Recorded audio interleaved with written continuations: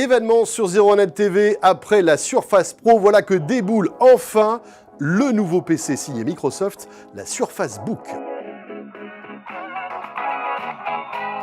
Ah, on est très ému à 01net TV. Ça faisait longtemps qu'on l'attendait. C'est vrai. Ça y est, on l'a eu pleuré. entre les mains. Ce produit, pas comme les autres. Regardez-le d'abord avec ce design qui vraiment sort de l'ordinaire. Et il faut rappeler que c'est donc un produit hybride. François. Voilà, exactement.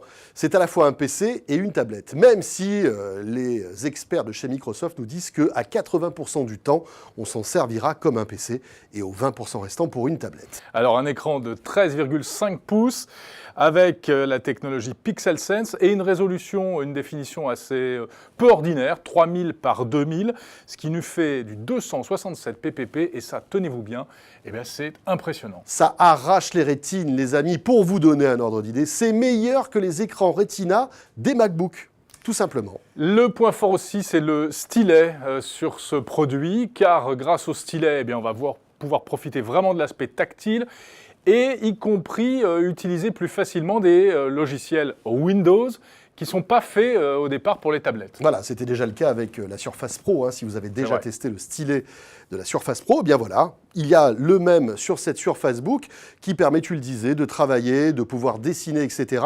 En mode tablette, véritablement, ça peut être un plus. C'est un produit qui, du coup, intéressera beaucoup les artistes, les graphistes, comme notre JRI Pierre Thiolin, qui est un magnifique dessinateur. Regardez ça, il a des talents insoupçonnés. Alors, que dire d'autre à propos de ce produit ? Eh bien, il existe en 4 configurations qui s'échelonnent de 1650 à 2950 €. C'est quand même pas donné.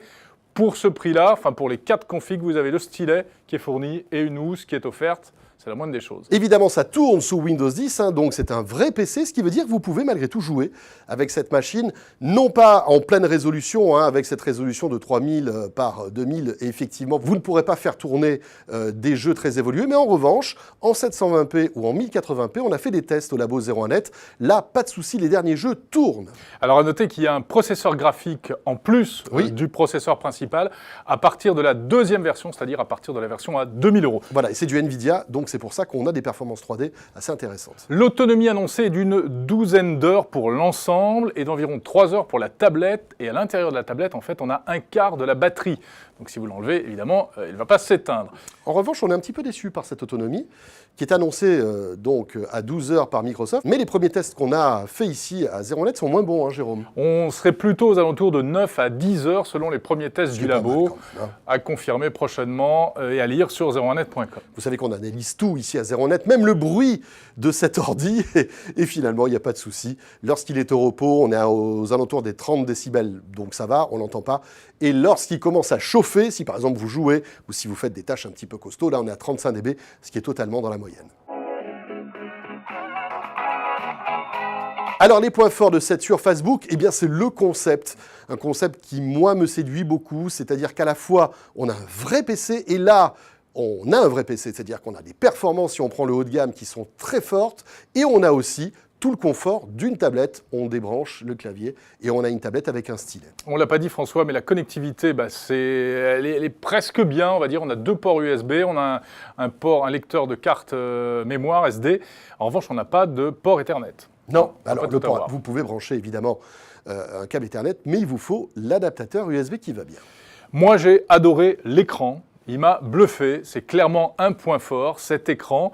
Excellent contraste, la définition, on l'a dit, elle est très bonne, et l'angle, la vision sur les côtés est également très bonne, testée, confirmée par le labo. Le son est bon de la tablette, ça c'est plutôt positif. Le stylet, je le disais tout à l'heure, c'est un vrai plus hein, pour pouvoir travailler, dessiner, prendre des notes, etc. quand on est en mode mobilité. Et puis, elle est légère, mine de rien. C'est un vrai PC assez léger. On est à 1,5 kg. Ouais, alors bon, tout est relatif. Certaines personnes le trouveront très légère.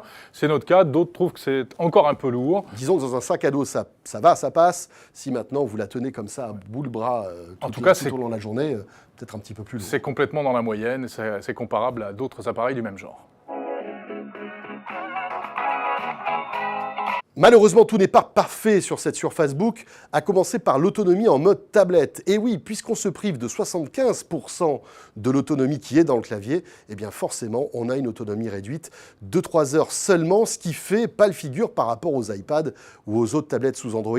Deuxième point, si vous voulez de la puissance, eh bien vous ne l'aurez pas cette puissance seulement en tablette, puisqu'en fait, il faut savoir que le concept de cette Surface Book, c'est de rajouter, à partir d'un niveau quand même un peu élevé de configuration, la carte graphique dans le clavier. Donc, si vous enlevez la tablette en fait du clavier, vous perdez en performance graphique. Bref, la tablette, c'est pas tout à fait une super tablette, hein, il faut bien se l'avouer.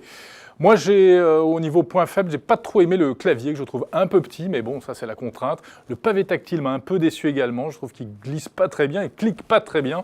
Et puis, encore plus gênant, eh bien, en fait, en mode ouvert, quand on est sur le canapé, l'inclinaison du clavier de l'écran ne me satisfait pas. Il me manque quelques degrés d'inclinaison pour être totalement confortable. Voilà, et on pourrait aussi rajouter que avoir cet interstice quand le PC fermé, peut-être que de la poussière ou des petites bêtises pourraient rentrer entre les deux et abîmer le concept. Là encore, ce ne sont que des supputations. Alors la vraie question, c'est de savoir si Microsoft a réussi son pari et si on a réellement deux appareils en un. C'est ce qu'on a essayé de vous montrer. Il y a quand même quelques nuances à prendre en compte. Effectivement, mais en tout cas, une chose est sûre, c'est que Microsoft a fait un très beau travail d'intégration avec des nouveautés quand même assez intéressantes. On voit le design de cet appareil est superbe. Il y a de la puissance si on prend une configuration haut de gamme.